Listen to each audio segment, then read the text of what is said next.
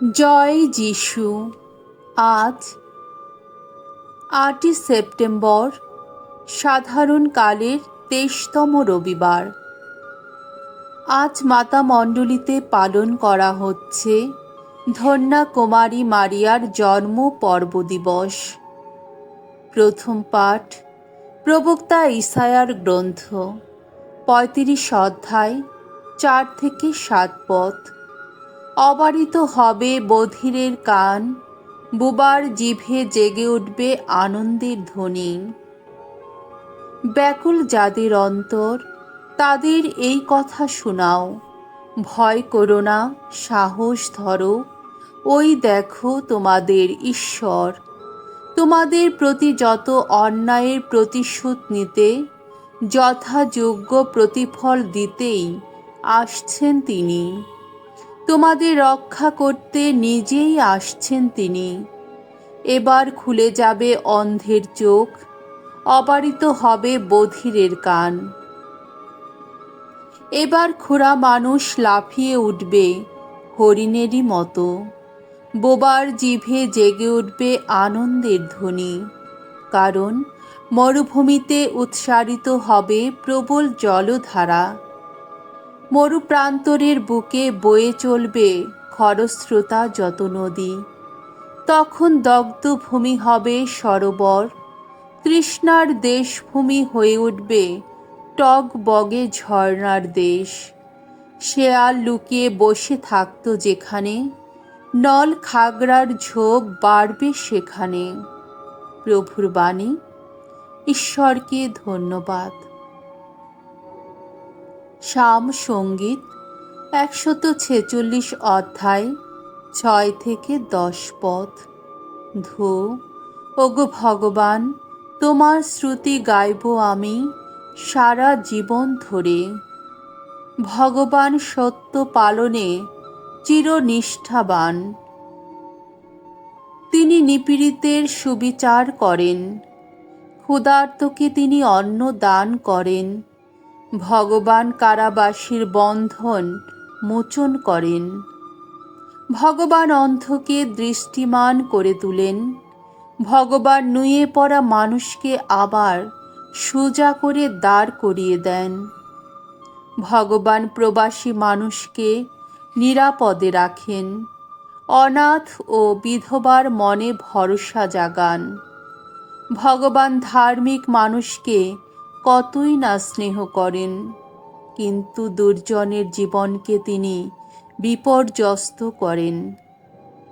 ভগবান রাজত্ব করবেন চিরদিন চিরকাল।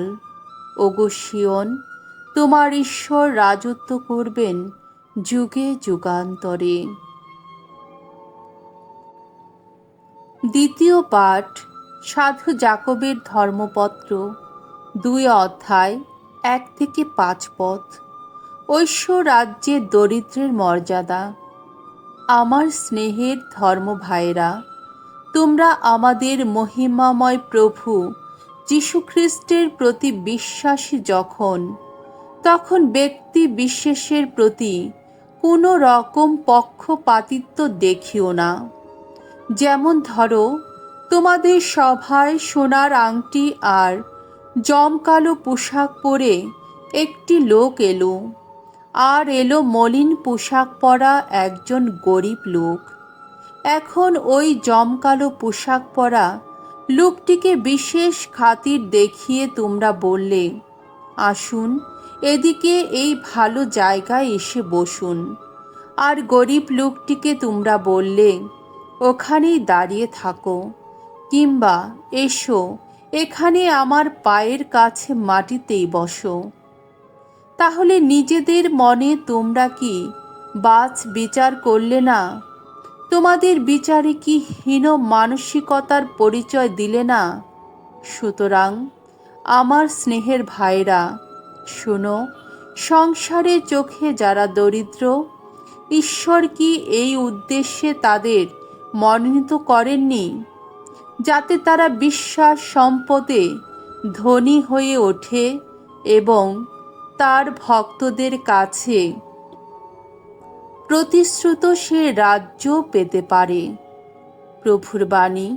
ঈশ্বরকে ধন্যবাদ। বাণী বন্দনা। জয় জয় প্রভুর জয়।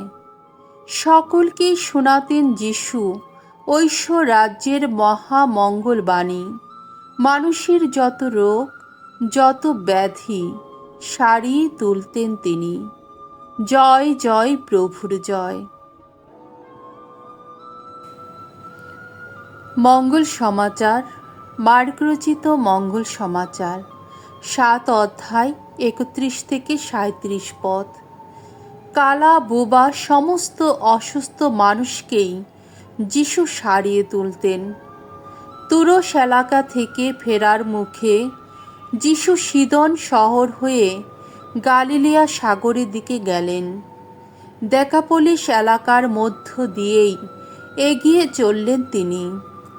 সেই সময় লোকেরা তার কাছে নিয়ে এলো এমন একজন লোককে, যে কালা এবং বেশ তুতলাও। তারা অনুরোধ জানালো তিনি যেন তার ওপর একবার হাত রাখেন।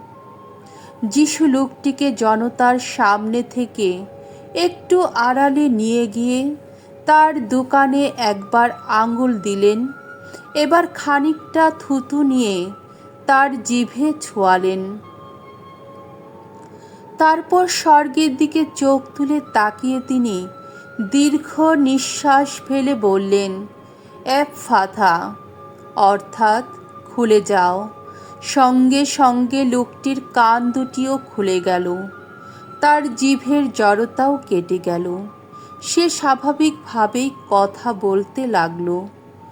যিশু এই কথা কাউকে জানাতে তাদের নিষেধ করে দিলেন, কিন্তু তিনি যতই নিষেধ করেন এসব কথা তারা ততই রটাতে থাকে। তাদের বিস্ময়ের আর সীমা ছিল না। তারা বলছিল, ওর সমস্ত কাজই অপূর্ব। এমনকি উনি কালাকে দেন শুনবার শক্তি, আর বোবাকে দেন বলবার ক্ষমতা। প্রভুর মঙ্গলময় বাণী। খ্রিস্ট প্রভু তোমার প্রশংসা হোক।